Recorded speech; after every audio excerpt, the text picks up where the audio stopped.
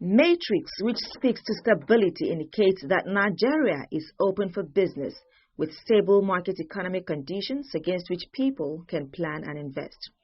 The Minister of Finance and Coordinating Minister of the Economy, who made the revelation during a press briefing held in Abuja, reiterated that the economic strategy is anchored on the determined objectives and goals. According to him, despite the global economic environment uncertainty, Nigeria is diversifying.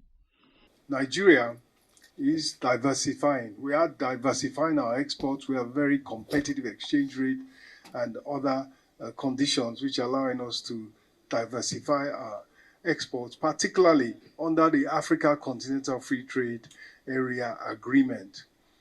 Interest rates across major economies remain elevated as reflecting the fight against inflation.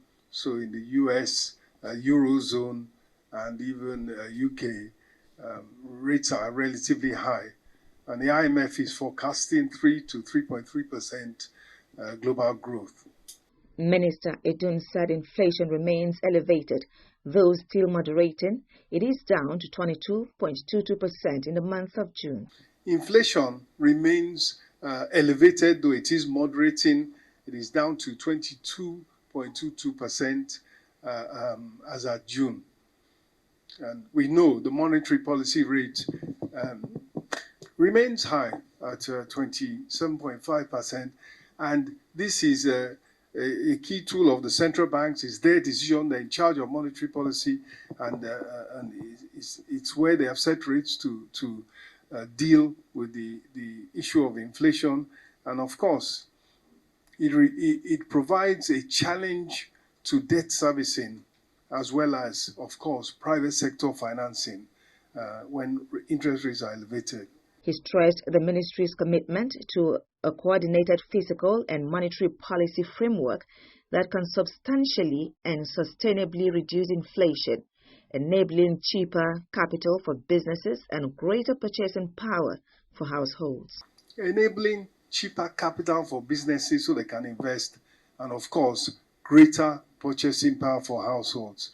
When we look at the external sector, in the first quarter of 2025, we have a trade surplus of over $4 billion, and exports increased by nearly 10%, 9.8%.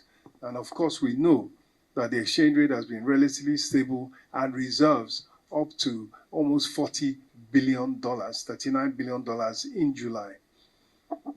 And I think these metrics, which speak to stability, send a clear message that Nigeria is open for business. It does have stable macroeconomic conditions against which people can plan and they can invest.